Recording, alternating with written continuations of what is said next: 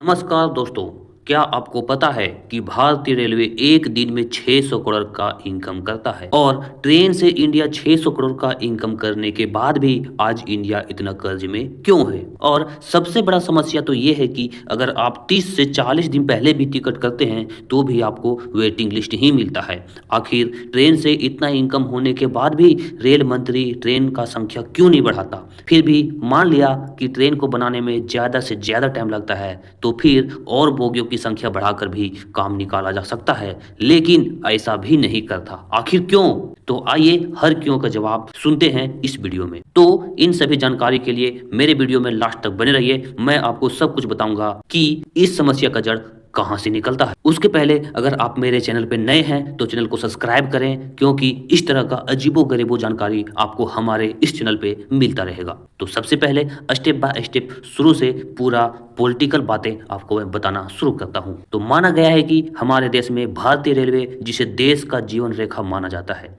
ये केवल भारत में ही नहीं बल्कि विश्व स्तर पर भी एक विशाल रेल नेटवर्क का संचालन करती है। यहाँ हर दिन लगभग 13,000 ट्रेनें चलती हैं जो देश के कोने कोने को जोड़ती है। इन ट्रेनों के माध्यम से प्रतिदिन लगभग 3 करोड़ यात्री सफर करते हैं और बुकिंग के बाद भी औसतन 21% यात्री अपनी टिकट को कैंसिल कर देते हैं, जिसमें किसी का मजबूरी होता है या कई वेटिंग लिस्ट की वजह से कैंसिल कर देते हैं। फिर भी रेलवे की दैनिक कमाई, भारतीय रेलवे की एक दिन की कमाई लगभग 600 करोड़ रुपए है। यह आय मुख्यतः यात्री किराया, माल ढुलाई और अन्य सेवाओं से प्राप्त होती है। वार्षिक राजस्व विधि वर्ष 2023 से 24 में भारतीय रेलवे का कुल राजस्व 2.40 लाख करोड़ रुपया था, जो पिछले वर्ष की तुलना में 17,000 करोड़ रुपया से अधिक है। इसमें से एक बड़ा हिस्सा माल ढुलाई और यात्री किराए से आता है। यात्री संख्या में वृद्धि वित्तीय वर्ष 2023 से 24 में रेलवे ने 648 करोड़ यात्रियों की यात्रा का रिकॉर्ड दर्ज किया है, जो पिछले वर्ष से 596 करोड़ यात्रियों से 52 करोड़ अधिक है। इस वृद्धि से रेलवे की आय में भी उल्लेखनीय बढ़ोतरी हुई है। माल ढुलाई से आय, माल ढुलाई रेलवे की आय का एक प्रमुख स्रोत है। वित्तीय वर्ष 2023 से 24 में रेलवे ने 1500 मिलियन टन से अधिक माल का परिवहन किया है, जो पिछले वर्ष के 1512 मिलियन टन के करीब है। एसी कोच से बढ़ती कमाई की, प्रीमियम ट्रेनों और एसी कोचों की बढ़ती मांग के कारण रेलवे की आय में वृद्धि हो रही है। वंदे भारत जैसी प्रीमियम ट्रेनों के आने से उच्च वर्ग की यात्री भी रेलवे की ओर आकर्षित हो रहे हैं। वित्तीय वर्ष 2024 से 25 में एसी 3 से 30,088.59 करोड़ रुपए की कमाई हुई, जो पिछले वर्ष की तुलना में 20% अधिक है। भविष्य की योजनाएं, आने वाली वर्षों में रेलवे अपने सेवाओं में और सुधार करने की योजना बना रही है, जिससे आय में और वृद्धि आने की उम्मीद है। वर्ष 2025 से 26 में एसी 3 से 37,115.32 करोड़ रुपए की कमाई का लक्ष्य रखा गया है। अब भारतीय रेलवे की दैनिक कमाई और वार्षिक राजस्व में लगातार वृद्धि हो रही है, जो इसकी सेवाओं की बढ़ती मांग और नेटवर्क के विस्तार का प्रमाण है। आने वाले वर्ष में रेलवे अपनी सेवाओं में और विस्तार के माध्यम से अपनी आय में और वृद्धि करने की योजना बना रहा है। भारतीय रेलवे की आय दुनिया का आय सबसे बड़ा रेल नेटवर्क है, जो प्रतिदिन लाखों यात्रियों और भारी मात्रा में माल का परिवहन करता है। इसके विशाल नेटवर्क और सेवाओं से रेलवे को हर दिन, हर महीने और हर साल भारी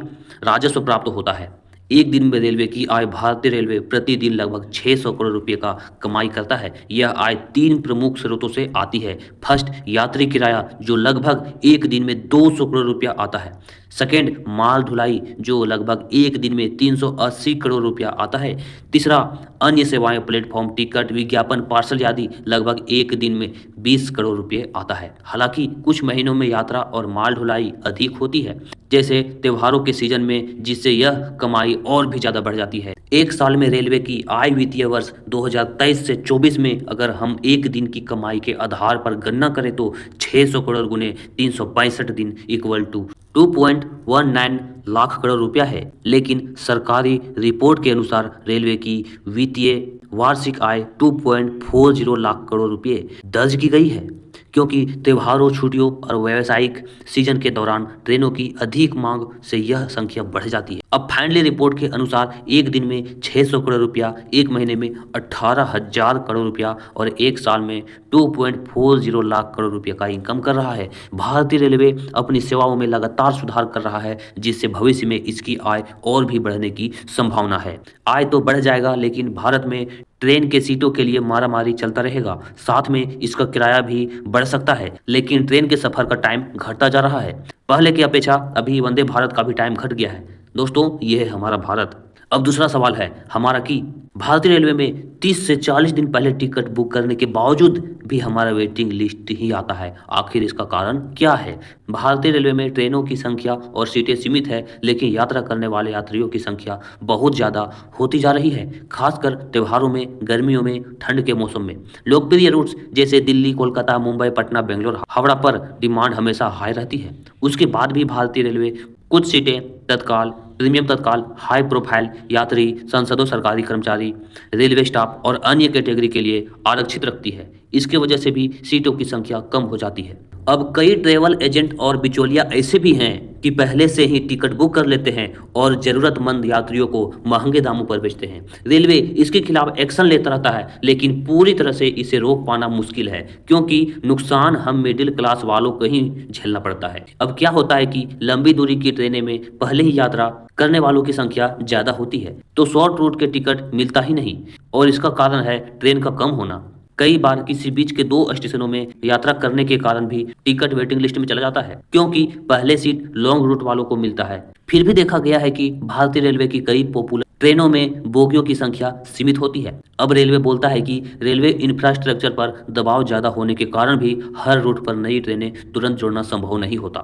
कुछ ट्रेनों में फ्लेक्सी फेयर सिस्टम लागू होता है, जिससे कंफर्म सीट के लिए भी किराया बढ़ जाता है और लोग सस्ते में वेटिंग टिकट लेने का ऑप्शन चुनते हैं। अब मैं भारतीय रेलवे मंत्री को इसका कुछ समाधान देना चाहूंगा, जो इस प्रकार है। पहला, भारतीय रेलवे को अधिक से अधिक कोच जोड़ने चाहिए, जिससे यात्री ज्यादा सफर कर सके। दूसरा, नई ट्रेनें शुरू करनी चाहिए, खासकर हाई डिमांड रूट्स पर, ताकि हर यात्री को सीट मिले और आराम से सफर कर सके। तीसरा, डिजिटल और एआई बेस्ड सिस्टम से टिकट का डिमांड पहले पता चल जाता है, जिसके वजह से ट्रेन में और बोगी जोड़कर या आरएसी में सीट बढ़ाकर सफर भी किया जा सकता है। चौथा, यात्री को प्लानिंग में फ्लेक्सिबिलिटी रखनी चाहिए और ऑप्शनल ट्रेन को भी देखना चाहिए, और ये तब संभव है जब ज्यादा ट्रेन चलती हो। वैसे भी ये इंडिया है, कब होगा ये पता नहीं, क्योंकि जनसंख्या रोकने के लिए इनके अंदर दम नहीं है। ये जितना ट्रेन बनाने की सोचेंगे उतना तो एक दिन में नए बच्चे पैदा हो जाते हैं, तो हमारा कंफर्म टिकट मुश्किल ही नहीं बल्कि नामुमकिन है। अब तीसरा सवाल हमारा था कि भारतीय रेलवे बोगियों की संख्या क्यों नहीं बढ़ाता। तो भारत में अधिकतर रेलवे प्लेटफॉर्म 24 कोच वाली ट्रेनों के हिसाब से बनाए गए हैं। अगर बोगियों की संख्या 24 से ज्यादा हो गई तो ट्रेन प्लेटफॉर्म से बाहर निकल जाएगी, जिससे यात्री के साथ दुर्घटना भी हो सकता है। लेकिन वही मालगाड़ी में कुछ नहीं होता, क्योंकि उसमें तो जनता नहीं, केवल माल का सफर कराया जाता है। फिर भी कुछ रेलवे स्टेशन अभी भी 18 से 22 कोच तक के ट्रेनों के लिए डिजाइन किए गए हैं। प्रत्येक ट्रेन को खींचने की एक सीमा होती है। अगर बोगियां बढ़ा दी जाए तो इंजन पर ज्यादा दबाव पड़ेगा। पुराने लोकोमोटिव इंजन अधिकतम 24 से 26 कोच तक खींच सकते हैं। ज्यादा बोगी जोड़ने पर ट्रेन की स्पीड घटेगी और ज्यादा समय लगेगा। भारतीय रेलवे का नेटवर्क पहले ही ओवरलोड है। नई बोगियां जोड़ने पर ट्रेनें धीमी हो सकती है और ट्रैफिक जाम का भी समस्या बढ़ सकता है। रेलवे सिग्नलिंग सिस्टम भी एक तय दूरी के हिसाब से काम करता है। लंबी ट्रेनों से सिग्नलिंग और ट्रैक मैनेजमेंट में दिक्कत हो सकती है। भारत में ज्यादातर रेलवे ट्रक 100 से 150 साल पुराने हैं। ट्रकों की अधिकतम लोड बेयरिंग कैपेसिटी होती है। अगर ज्यादा बोगियां जोड़ दी जाए तो ट्रक को भी भारी नुकसान हो सकता है। कुछ रूट अभी भी सिंगल लाइन पर ऑपरेट होते हैं, जिससे लंबी ट्रेनों के लिए जगह नहीं बन पाती। अब भारतीय रेलवे एक दिन में 600 करोड़ का इनकम करता है, लेकिन कई जगहों पे काम चलने और अधिकारियों को सैलरी भी देना होता है, जिसकी वजह से इसके पास सीमित बजट है। हर साल नई बोगियां बनाने के लिए भारी निवेश की जरूरत भी पड़ती है। कोच बनाने में लंबा समय लगता है और इसकी टेस्टिंग भी करनी पड़ती है। रेलवे धीरे धीरे एलएचबी कोच को पुरानी बोगियां की जगह ला रहा है, जिससे लंबी दूरी की ट्रेनों में ज्यादा सीटें मिल सकेंगे। और अगर बोगियां बहुत ज्यादा बढ़ा दिया जाए तो ट्रेन का ब्रेकिंग सिस्टम प्रभावित होगा और दुर्घटना का खतरा बढ़ सकता है। इमरजेंसी में यात्रियों को निकालना भी मुश्किल हो सकता है।